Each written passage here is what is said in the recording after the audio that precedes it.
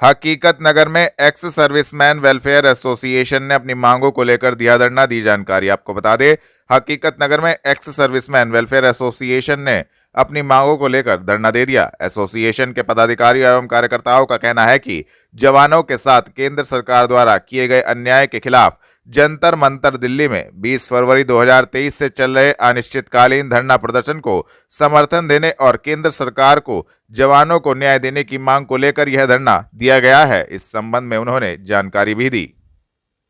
जी, आपका परिचय और आगे किस संबंध? मैं कैप्टन जसवीर सिंह, पूर्व सैनिक, जिला अध्यक्ष सहारनपुर। आज हम अपनी पेंशन की विसंगतियों के बारे में धरना प्रदर्शन कर रहे हैं, क्योंकि 71 में जब पाकिस्तान के साथ युद्ध हुआ, इससे पहले हमारी पेंशन 70% होती थी, लेकिन इसके बाद धीरे धीरे हमारी पेंशन 50% पर पहुंच गई और अब और भी काफ़ी अंतर आ गया है। 2006 में जैसे OROP एक सिपाही से सूबेदार मेजर तक 5200 रुपये मिलती है, एक MNS को 10,500 मिलती है, एक अफसर को 15,500 मिलती है। और ये बहुत बड़ा अंतर है, क्योंकि एक जवान आगे फ्रंट में लड़ाई लड़ता है लेकिन उसकी MSP बहुत कम है। तो हमारी मांग है उस जवान की MSP बराबर होनी चाहिए। जैसे अभी हमारी पेंशनें हैं, उसमें एक सिपाही से और ऑर्डिनरी कैप्टन तक 2.1 और एक अफसर की 2.8, जिसमें काफ़ी अंतर आ चुका है। एक अफसर की वीर नारी 11,000 गलत हो गया। एक जवान की वीर नारी 11,000 और एक अफसर की वीर नारी 57,000। तो ये बहुत बड़ा इसके अंतर है, क्योंकि एक वीर नारी अपने 11,000 रुपये में अपने परिवार का पालन पोषण नहीं कर सकती। आज हमारा विज्ञापन राष्ट्रपति महोदय, प्रधानमंत्री महोदय और रक्षा मंत्री महोदय को हम DM के थ्रू दे रहे हैं। जय हिंद। मैं सहारनपुर जिले का जिला संरक्षक प्रहलाद सिंह सैनिकों की संरक्षक की ड्यूटी कर रहा हूँ। मामले में जो धरना चल रहा है, क्या मांग है आपकी? साहब, हमारे साथ में सन 73 से लेकर के पूर्व सैनिकों के साथ में, जवान और ज्येष्ठ साहबान के साथ में अत्याचार, भेदभाव बहुत भारी मात्रा में किया जा रहा था, लेकिन हम भी अपने पूर्व सैनिकों पर विश्वास करते थे और जो निर्णय ले लेते थे उनका स्वागत करते थे। परंतु अब ORP 2 में हम लोगों को समझ में आया है, JCO और OR को, कि हमारे साथ में अब सीमा से अत्यधिक अत्याचार हो रहा है। तो हमने अपनी मांग को संगठित हुआ पूरा देश और अपनी मांगों को राष्ट्रपति महोदय, माननीय प्रधानमंत्री महोदय और माननीय रक्षा मंत्री महोदय को आज जिलाधिकारी को ज्ञापन सौंपेंगे, जिससे कि वो हमारी बातों पे ध्यान दे और हमें न्याय दिलाने की मांगे पूरी फिर भी नहीं होती, तो आपका क्या आगे निर्णय रहेगा? प्रथम पत्रकार महोदय, मैं ये बोलता हूँ कि हमारी मांगे पूरी होंगी, 100% होंगी, ऐसा संभव है। हमारे पूर्व सैनिक अधिकारियों ने हमारे जो तीनों व्यक्ति, राष्ट्रपति महोदय और माननीय प्रधानमंत्री, रक्षा मंत्री को भ्रमित किया है, गलत दिखाया है कि ये जो हम दे रहे हैं अपने जवानों और जैसे को, ये इससे संतुष्ट हैं। इसलिए उन्होंने ये जो 2300 करोड़ रुपए का घोटाला कर दिया पूर्व सैनिकों ने, ये हमारे इन तीनों माननीय महोदयों के संज्ञान में ही है। अब आपके माध्यम से ये आवाज़ जब हमारे गणमान्य व्यक्ति, राष्ट्रपति, प्रधानमंत्री, रक्षा मंत्री के सामने पहुंच जाएगी पूर्ण रूप से पूरे भारत से, आज के विज्ञापन से 766 जिलों से जो विज्ञापन जाएंगे, तो हमें यकीन है कि विद इन 10 डेज के अंदर हमारी समस्या का समाधान होगा और ससम्मान हमें अपने पास बुलाएंगे। वो लेबर कॉलोनी स्थित BDM पब्लिक स्कूल में उत्तर प्रदेश मान्यता प्राप्त विद्यालय शिक्षक संघ की बैठक आयोजित। दी जानकारी आपको बता दें, बैठक को संबोधित करते हुए शिक्षक संघ के प्रदेश अध्यक्ष डॉक्टर अशोक मलिक ने कहा कि स्कूलों में छात्र छात्राओं का प्रवेश का समय चल रहा है और कुछ चालाक किस्म के अभिभावक पिछले स्कूलों की फीस रोककर दूसरे अपने पड़ोसी स्कूलों में दाखिले करा रहे हैं, जिसको लेकर बैठक में विभिन्न मुद्दों पर चर्चा भी की गई। इस संबंध में जानकारी भी दी। मेरा नाम डॉक्टर अशोक मलिक, मैं मान्यता प्राप्त विद्यालय शिक्षा संघ का उत्तर प्रदेश का अध्यक्ष हूँ। आज यहाँ बीडीएम पब्लिक स्कूल में, लेबर कॉलोनी के बीडीएम पब्लिक स्कूल में उत्तर प्रदेश मान्यता प्राप्त विद्यालय शिक्षा संघ की बैठक चल रही है और इसमें महत्वपूर्ण निर्णय लिया गया कि बगैर टीसी के लिए कोई आपका जो है एडमिशन नहीं लिया जाएगा। नया सत्र चल रहा है, अनपढ़ व्यक्ति पढ़े लिखे लोगों का बेवकूफ़ बना रहे हैं। एक साल हमारे स्कूल में पढ़ा लिया, दूसरे साल पड़ोसी के स्कूल में पढ़ा लेगा, उसके बाद ना उनको वहाँ फीस देनी होती है ना इधर फीस देनी होती है। इसलिए ये आपका जो है इस बार लोगों समझ में आ गया है हमारे स्कूल संचालक के कि अब जो है हम लोग बगैर टीसी के, बगैर एनओसी के किसी बच्चों का एडमिशन नहीं लेंगे, क्योंकि जिसने पीसी मेरे पड़ोसी नहीं दिए तो मेरी भी नहीं देगा, मेरे नहीं तो दूसरे की भी नहीं देगा। वो आज उनके यहाँ भी फ्री में पढ़ा रहा है, इधर भी फ्री में, दूसरे की बुराई करता है। और हमारा सरकार से कहना यह है कि जो पिछला पका पैसा उसे आधा अधूरा दिया है और इस बार एक और गलती की सरकार ने कि पिछले साल का जो पैसा था वो आपका कम दिया। तो पिछले साल जो बच्चे थे, मान लिया जब 50 बच्चे स्कूल में थे आरटी के, तो इस बार 30 बच्चे दिखा दिए। पिछले बार 50 बच्चे थे, 30 बच्चे दिखाए गए। यदि 30 बच्चे थे जो है पिछले साल के भी इस साल के 30 बच्चों का दिया गया। पिछले साल के 50 का पूरा देना था, पेमेंट देना था, अब तक 30 बच्चों का नहीं देना था आपका। तो वो क्या, उसकी भी हमारी मांग चल रही है। और आरटी के जो बच्चे थे जिनके किताबों का, ड्रेसों का पैसा नहीं दिया गया, वो ड्रेसों का, किताबों का पैसा दिया जाए। बगैर ड्रेस के बच्चा आ रहा है, बगैर किताब के बच्चा पढ़ रहा है, अभिभावक के पास पैसा है नहीं है, इसलिए जब वो या तो हम उन्हें निकालेंगे, बच्चों को नहीं पढ़ाएंगे। बगैर ड्रेस के हम बैठने नहीं देंगे आपका। बगैर आपका जब किताब के बच्चा क्या करेगा? तो सरकार को बगैर किताब के, बगैर ड्रेस के कैसे पढ़ा देंगे, ये सोचना चाहिए, संज्ञान लेना चाहिए कि उन बच्चों को किताब का, ड्रेस का पैसा भी देना चाहिए। जनपद में भूमि से संबंधित की गई धोखाधड़ी में पुलिस द्वारा की गई कार्यवाही को लेकर एसएसपी ने दी जानकारी। आपको बता दें, जनपद में भूमि से संबंधित की गई धोखाधड़ी में पुलिस द्वारा सभी मामलों में एफआईआर दर्ज कर आगे की कार्यवाही की जा रही है, जिसको लेकर एसएसपी डॉक्टर विपिन ताड़ा द्वारा पुलिस लाइन स्थित कार्यालय से संबंधित पत्रकारों को जानकारी दी गई। सर, सहारनपुर में बीते कुछ दिनों में कुछ प्रॉपर्टी के नाम पर ठगी के कुछ मामले पड़े हैं, क्या कुछ इसमें सर कार्रवाई की गई है अभी तक?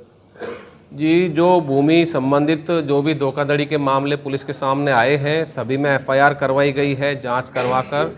और इसमें कुछ गैंग भी सामने आए हैं जिसमें कि हिस्ट्री शीट भी खुले हैं और उन गैंग को पंजीकृत करके उनके खिलाफ गैंगस्टर की कार्रवाई भी की जा रही है। पूर्व में कई अभियुक्तों को इसमें जेल भेजा गया है और हाल ही में जो प्रकरण आए हैं उसमें भी जांच कर नियमानुसार आगे कार्रवाई की जाएगी। जो युवकों का नाम बार बार इस मामले में सामने आ रहा है, उनका हिस्ट्री शीट खुलवा कर, गैंग पंजीकरण करवा के, उन पर गैंगस्टर बना के और उनको भू माफिया में दर्ज कर उनके खिलाफ विधिक कार्रवाई की जाएगी और उनकी नाजायज संपत्ति जो उन्होंने अर्जित की है उसकी कुर्की भी की जाएगी गैंगस्टर के अधीन। जनपद वासियों से क्या अपील करें? खरीद फरोख्त करते समय प्रॉपर्टी का ध्यान रखें, कैसे आप क्या अपील करेंगे? ज़्यादातर मामलों में ये सामने आया है कि एक ही ज़मीन का बेनामा कई बार किया गया है और इस पर मेरा लोगों से अपील है कि जो भी ज़मीन आप खरीदें उसको मौके पर जाकर देखें, राजस्व कर्मियों से जांच करवाएं। जांच करवाने के बाद विवाद की स्थिति ना हो, इसके लिए खसरा खतौनी भी देखें और सब जगह देखने के बाद में ही इसमें ज़मीन के सौदे किए जाएं। जल्दबाजी में सस्ते ज़मीन के लालच में किसी प्रकार से ज़मीन का सौदा ना करें, इसमें एहतियात बरतें क्योंकि इस प्रकार से लोग ठगी का शिकार हो जाते हैं। नगर निगम पहुंचे अतिक्रमण की शिकायत लेकर वार्ड 53 वासी नगरायुक्त जिलाधिकारी को सौंपा प्रार्थना पत्र, अधिकारियों ने लिया संज्ञान। आपको बता दें, वार्ड 53 वासी आज अतिक्रमण की शिकायत लेकर नगर निगम नगरायुक्त कार्यालय पहुंचे, जहां पर मौजूद नगरायुक्त एवं जिलाधिकारी द्वारा उनकी समस्या को सुना गया और पूरे मामले पर तत्काल प्रभाव से कार्यवाही करते हुए अतिक्रमण हटाने हेतु निगम की टीम को वार्ड 53 में भेजा गया, जहां पर पहुंची निगम की टीम ने कार्यवाही करते हुए अतिक्रमण को हटाया। इस दौरान अतिक्रमणकारियों व निगम की टीम के बीच नोकझोंक भी हुई। का नाम? मेरा नाम प्रिया मुंजाल है, कहाँ के रहने वाले? रायवाला। क्या मामला है नगरायुक्त के पास है? वहाँ पे प्रताप नगर वार्ड 53 में एक लेडी है निधि भारती, जिन्होंने बहुत परेशान किया हुआ है, हमारे पानी की निकासी को बिल्कुल बंद कर दिया है। हमारे गटर भी बिल्कुल बंद कर दिए हैं, हमें बहुत दुखी करती हैं, तानाशाही मचाई हुई है, कोई कार्य नहीं गली में सरकारी कराने देती, कहती कोई भी कार्य कराओ तो निजी कराओ, और धमकी देती है कि अगर तुम लोगों ने अगर हमारे हिसाब से नहीं रहना तो यहाँ से अपना मकान बेच के कहीं भी जाके रहो, सरकारियों में रहो, हमारे यहाँ नहीं रहना गली में। और बच्चे भी बहुत परेशान है, ना घर से बाहर निकल सकते हैं, पानी की निकासी बंद करने की वजह से मच्छर इतने हो गए हैं गली में, बहुत कीड़े मकोड़े, गंदगी हो गई है, और सफाई नहीं वो लेडी करवाने देती है। तो आज नगर आयुक्त से मैंने क्या आश्वासन दिया, क्या है? अधिक यहाँ पे आने पे जो ये नगर विभाग के हैं ये भी डर रहे हैं आने से गली में, इनको भी डर लगता है उस लेडी से। अब डीएम से बात करी है तो उन्होंने आश्वासन दिया है कि हम आपके लिए कुछ करवाएंगे, आप चिंता मत कीजिए और अपने घर जाइए, आज ही कार्य होगा। पंकज, क्या मामला है, समझ में? मामला ये प्रताप नगर वार्ड 53 का है, जहाँ पर डॉक्टर पवन भारती, निधि भारती और उनकी एक छोटी बहन और एक उनके पड़ोसी है अनिल बत्रा जी, जिनका कोई इधर से आना जाना नहीं है, तब भी वो अपना बीच में घुस के हमारे ऊपर कार्रवाई करते हैं और दबंगई दिखाते हैं कि अगर आपने कुछ भी कार्य करने की कोशिश करी तो आपका हशर अच्छा नहीं होगा। और शिकायत करी है, आज नगर आयुक्त साहब से मिलना हुआ है, डीएम साहब से मिलना हुआ है, तो वो ये कह रहे हैं कि हमें आश्वासन दिया है कि ये कार्य होगा आपका और जरूर होगा, और आज ही होगा। क्या मामला था जिसमें कार्रवाई की? ये प्रताप नगर से यहाँ के कॉलोनी वासियों ने नगर आयुक्त को शिकायत करी है कि यहाँ पे जो है जल निकासी की समस्या है और कचरा को बाहर नहीं निकल पा रहा है क्योंकि सड़क पे अतिक्रमण है, और दूसरा जो है वहाँ पे रोड के ऊपर जो है कार रखी हुई है। आज अपर नगर आयुक्त साहब ने हमें आदेश दिए हैं कि वो प्रवर्तन दल की टीम को साथ में लेके और संपत्ति विभाग से लेखपाल को लेके और सफाई निरीक्षक और सीएसआई चीफ सैनिटरी इंस्पेक्टर को लेके जगह पे जाएं और वहाँ पे सफाई हो जाए, ये पूरा मतलब मामले को हल करने के लिए जाएं, ताकि सड़क से जो है जो पानी अभी तक रुका हुआ आपको दिख रहा है और जो कचरा रुका हुआ है उसको हम बाहर इसको लेके जा सके ताकि बीमारी न फैले। कॉलोनी वासियों का कहना है कि ये जो कब्जा रखी हुई गली से कोई पानी निकासी नहीं हो रही है, यही उनका कहना है, लेकिन हम तो ये कह रहे हैं कि जिसपे ये जो है प्रथम दृश्य में ये रोड दिखती है, आम जनता इसको यूज कर रही है, जितने भी लोग यहाँ पे निवासी यहाँ पे हैं, चाहे दुकानें हैं, चाहे व्यवसाय कर रहे हैं, चाहे अपने घर बना रखे, इस सड़क का जिसमें आप और हम भी खड़े हैं इसका प्रयोग कर रहे हैं, इसलिए सार्वजनिक स्थल में आता है। और क्योंकि सफाई करना, पानी की निकासी करना, वहाँ रोज कूड़ा करकट को वापस जहाँ तक उसको पहुँचाना है वहाँ तक पहुँचाना नगर निगम का ये दायित्व है। उस दायित्व को पूरा करने में हम यहाँ पे स्वास्थ्य विभाग से सफाई निरीक्षक और चीफ सैनिटरी इंस्पेक्टर के साथ में यहाँ पहुँचे। कुछ लोगों द्वारा अभद्रता भी की गई, उनके खिलाफ कुछ कार्रवाई? नहीं, मैं तो कहता हूँ कि थोड़ा बहुत जब इस प्रकार की बातें होती हैं तो गर्मा गर्मी दोनों साइड से होती हैं, आपस में ये मसला जल्दी से जल्दी आपस में सुलझा दे, इसी में इन निवासियों का यहाँ पे जो रहते हैं प्रताप नगर में उनका भला होगा। कलेक्ट्रेट में जिलाधिकारी अखिलेश सिंह ने आगामी नगर निकाय चुनाव को लेकर की समीक्षा बैठक दी। जानकारी आपको बता दें, नगर निकाय चुनाव को लेकर जिलाधिकारी अखिलेश सिंह के द्वारा सभी विभागों के अधिकारियों के साथ समीक्षा बैठक की गई। इस दौरान जिलाधिकारी ने कहा कि जिस जिस अधिकारी को जो जो जिम्मेदारी दी गई है वह समय से पूर्ण करे और शासन की गाइडलाइन के अनुसार कार्य करे। इस दौरान जिले के सभी अधिकारी मौजूद रहे।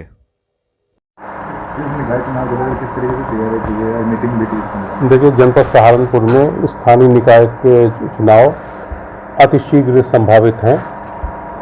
अभी तक आरक्षण की प्रक्रिया जो है पूर्ण की जा रही है और इसी को लेकर आज जो है यहाँ पर नगर निगम, नगर पंचायत और नगर पालिकाओं के जो चुनाव के जो प्रभारी ऑफिसर हैं, उन प्रभारी ऑफिसर्स की जो बैठक आज यहाँ पर की गई और सभी लोगों को उनके जो दायित्व हैं उस दायित्व के बारे में बताया गया कि क्या क्या उनको काम करना है। चूँकि जहाँ तक ये संभावना है कि अप्रैल लास्ट वीक और मई फर्स्ट वीक, इसमें जो है अभी तक जो तैयारियां चल रही हैं उसके मुताबिक चुनाव संभावित हैं। तो उस समय जो भी निरोधात्मक कार्रवाई है, बूथों पर जो प्रबंध है, आरओ की जो ड्यूटी लगानी है, सेक्टर जोनल मजिस्ट्रेट्स की भी जो ड्यूटी लगनी है, काउंटिंग कहाँ पर कराई जाएगी, पार्टियां कहाँ से रवाना होंगी और जो भी चुनाव संबंधी जो स्टेशनरी हैं उनकी व्यवस्था कहाँ से किया जाएगा, इन सब चीज़ों पर विचार विमर्श करने के लिए आज ये बैठक थी। आज जो समीक्षा की गई है उस समीक्षा के मुताबिक हम लोग जनपद सहारनपुर में जो भी चेकलिस्ट है, चेकलिस्ट के मुताबिक आज तक जो काम करना था, आज तक जो तैयारियां हम लोग को पूर्ण करनी थी, हम लोगों ने तैयारियां लगभग पूर्ण हैं। और अभी 6 तारीख को माननीय राज्य निर्वाचन आयोग जनपद सहारनपुर के जो चुनाव की तैयारियां हैं, तैयारियों के संबंध में एक बैठक करेगी। उस बैठक में जो जनपद की तैयारियां हैं उसको भी एक बार जो है देखना था, तो इसीलिए आज की ये जो बैठक थी।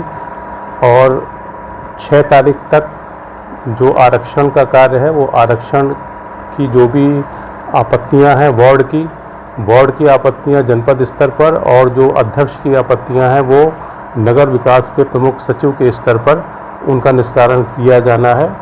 तो संभावना यही है कि 7 तारीख तक हम लोग यहाँ पर जनपद से सभी आपत्तियों को निस्तारित करके शासन को भेज देंगे, और शासन यथाशीघ्र इसका जो है अंतिम आरक्षण की अंतिम अधिसूचना का प्रकाशन जो है कराएगा।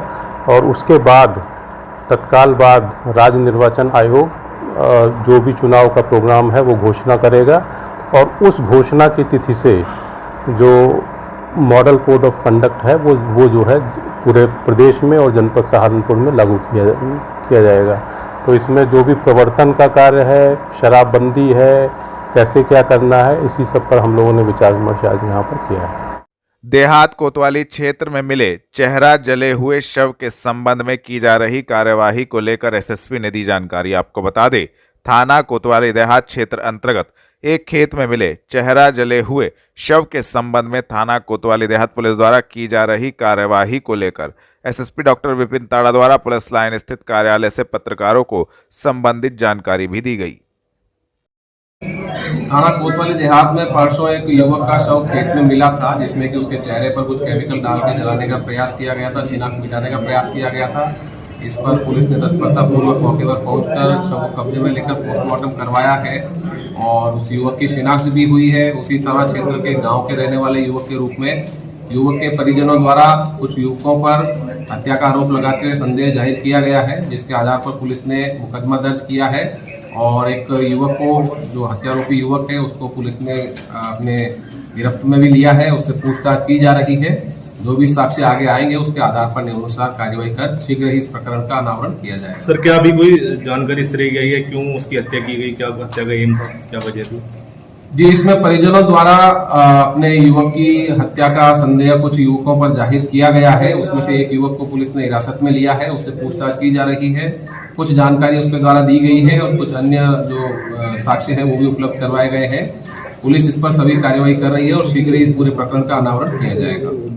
थाना मंडी पुलिस ने एक शातिर अभियुक्त को थाना मंडी क्षेत्र से किया गिरफ्तार, भेजा जेल। आपको बता दें, वरिष्ठ पुलिस अधीक्षक के निर्देशन में अपराधियों के विरुद्ध चलाए जा रहे धरपकड़ अभियान के क्रम में थाना मंडी पुलिस को बड़ी सफलता हाथ लगी है। थाना मंडी पुलिस ने एक शातिर वारंटी अभियुक्त फरमान उर्फ मांडा पुत्र इसरार को थाना मंडी क्षेत्र से गिरफ्तार करने में महत्वपूर्ण सफलता प्राप्त की है तथा संबंधित धाराओं में कार्यवाही करते हुए अभियुक्त को जेल भेजा गया है। गिरफ्तार करने वाली टीम में उप निरीक्षक सोनू राणा, कांस्टेबल दीपक, कांस्टेबल यशवीर मौजूद रहे।